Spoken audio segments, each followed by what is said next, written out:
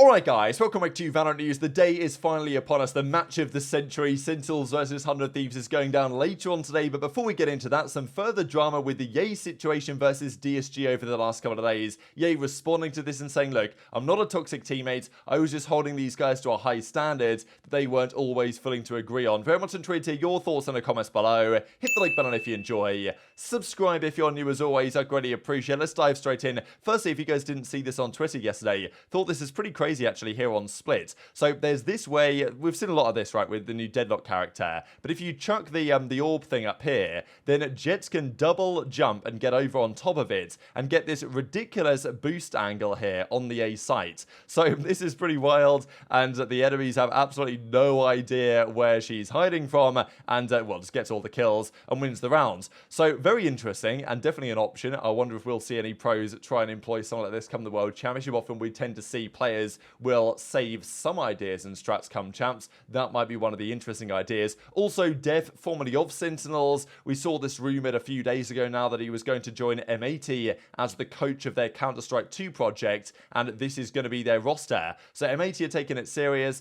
They just fell short to the guard right of actually qualifying for the Valorant Franchise League. I'm sure they feel confident they can do it again next year, but their team might get gutted a fair bit, right? Who knows? I mean, a lot of the players on their current roster might get picked up to a tier 1 squad, but if they don't, and if there isn't that much interest, we know that a team like 100 Thieves might be interested in some of those guys, but do they have the money to execute on that? Who knows? But M80 are expanding their operations. Dephh is coming on as part of exactly that. Also, this from 100 Thieves. So they played today, right? The big game against Sentinels is tonight. They pretty much need to win this one. They did also bring on, though, a new member of their roster, this bold fella, also known as zyppan here. I believe he was coaching the esports guys for some time. I'm pretty sure that Sean Gares leaked this before it was confirmed by 100 Thieves, because I think that he did a video on his predictions for the LCQ, and he mentioned a few minutes in that this zyppan guy was going to be joining the 100 Thieves team and taking them to the next level, and they hadn't actually officially announced it yet. So that's pretty cool, but it might just be one series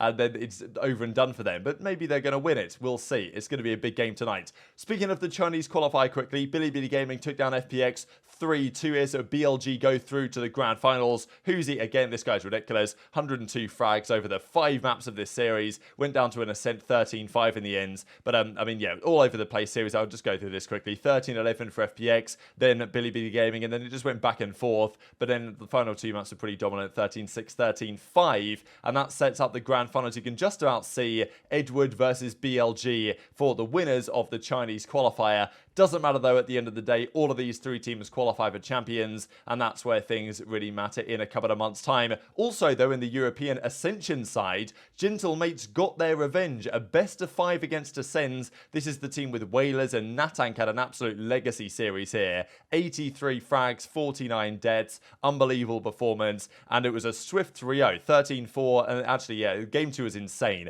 19-17, ridiculous overtime on the split, and then after that, Ascend were probably mentally broken somewhat, and it was 13-9 in their favour on Lotus. But Ascend 2-0's Gentlemates earlier in the tourney, but this time they came out swinging, and yeah, great series from the tank. Makes you wonder as well, like, these French guys, how did Carmine Corp fumble their roster so hard, trying to form a French team that's terrible, whereas some of these players would definitely be better than what is going on right now at Carmine Corp, so I'm sure they wish they could make a change, but these guys are now 1 match away from qualifying. They have to beat Apex today, and if they can do that, they'll make it. So yeah, this is the big grand finals. I thought it was going to be an Ascend Apex rematch, but it's not, and the French guys of Gentlemates have a chance to make exactly that happen. Let's talk the last chance qualifier then, because the games are coming up today, and they began last night with Crew versus MIBR as TenZ's opening match of LCQ against 100 T. That is, of course, today, tonight, at it's midnight my time, but it's slightly earlier if you guys are in the US, of course. Evil Geniuses as well, they tried their absolute best to support MIBR. MIBR are a funny team, right, because they have not really been doing anything this season, but they got that massive result against 100 Thieves that changed the entire tide of the season in some respects, because without MIBR beating 100 Thieves,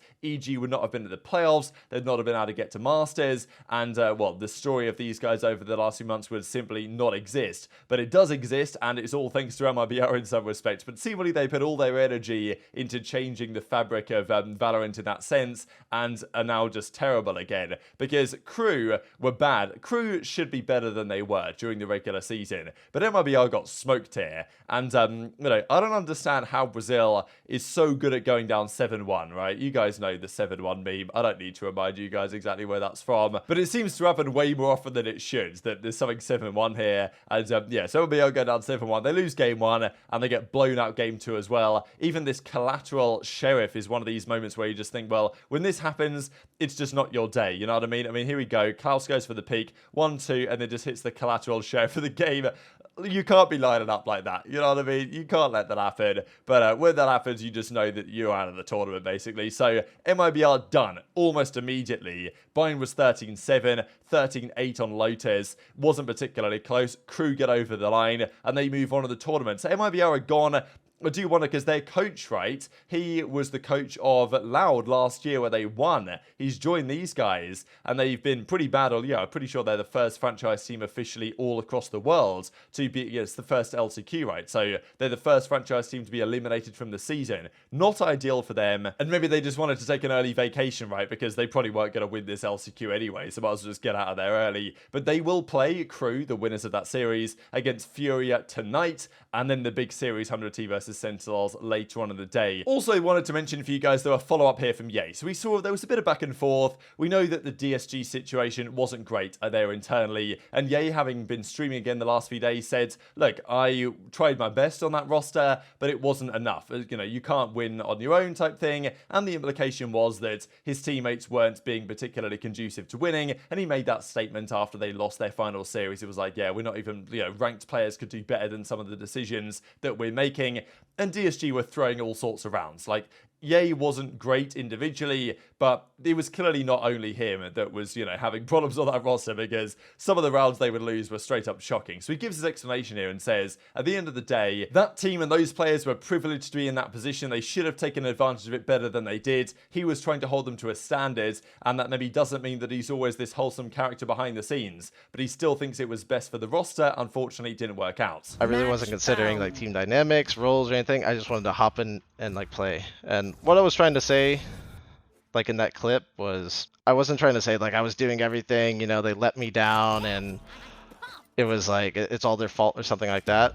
I was trying to say that like one individual ultimately doesn't like make a team, you know. Sometimes people just don't work well together and they don't agree on, you know, different philosophies and personalities. It could be any number of reasons, right? I mean, I did have some good games, like, I'll fully accept that, right? There was like a few clips as well, like Steel and even Gangsta, like kind of like implying like, hey, he's not as like nice or wholesome or, you know, so on and so forth. But I wasn't nice like all the time. Like I was a dick about certain things. But the reason for that is because we are a professional team and like we get paid $5,000 a month to play this game. You know, we're in a very special spot. Like very few people will ever have this opportunity, and a lot of people would kill for this sort of opportunity. You know, we're playing for like Toast, who has a massive brand. You know, like to some level, we need to have like a standard. It was frustrating sometimes losing like 5v1 post plants, right? We have to have like some level standard of play, and like I'm sorry if like I was like a bit like mean or like not nice about some things, but like guys, it's competition, you know, like everyone's trying to be like the best we can, and like we have to like learn from our mistakes. You can ask like all my previous teammates, whether that be on like Cloud9, whether that be on like OpTic, whether that be on like Ambox. I have good relationships with all those guys, and you can ask them if I was like a toxic teammate to them, you know. With our Competition is a little brutal, and like sometimes I think it's really good. you know, we have fights and we have arguments, but we're never personal. And I was never personal with those DSG guys. I genuinely tried like my very best when I was on that team. So which side of the story do you guys fall on, Ye's side or the side of Steel and Gangster? Because we saw these tweets here, and I guess what Steel was meaning, right, about how, you know, Ye, this wholesome character, how could he be so toxic behind the scenes and all this stuff? But, I mean, Ye has got this reputation now as like a wholesome player and all this. But really, a lot of these players, like, Ye says it how it is in some respects. Certainly back in the CS days, he wasn't really known as this like really wholesome, nice guy type player personality. Certainly been in the recent years in Valorant where he's really garnered that reputation. And you know, you shouldn't necessarily just be a nice guy, be a wholesome character. If you want to win, you got to be pretty cutthroat. And if your team is underperforming, making all these mistakes, and you're not saying, look guys, we've got to sort this out, and being pretty brutal maybe behind the scenes in some of the practices, then you're not going to get better. Clearly, the team didn't take that the right way, or at least the way that Ye intended it, and I'm sure things were pretty toxic there behind the scenes between the players. Not that each of those players is necessarily toxic, although you can argue based on history that may or may not be the case, but it's more like when players disagree, when Ye thinks this way, when Steel and Co think this way, and then Exalt comes in and thinks another way as well.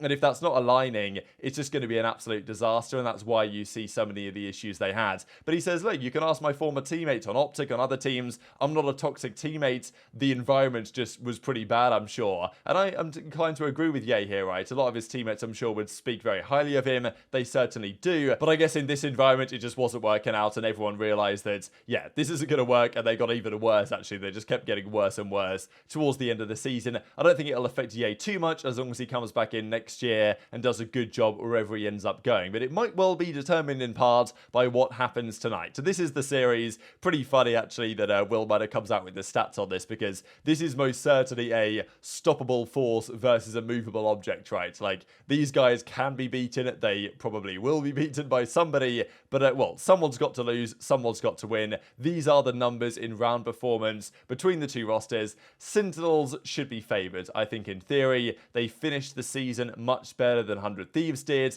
With that loss to MIBR, of course, Sentinels were looking promising towards the end, beating Furia, but not quite comfortably enough to get to the playoffs, and that leaves them here. But what a series it's going to be. Very much intrigued to your thoughts in the comments below. Hit the like button if you enjoyed. Subscribe if you're new. Take care, and I'll see you next time.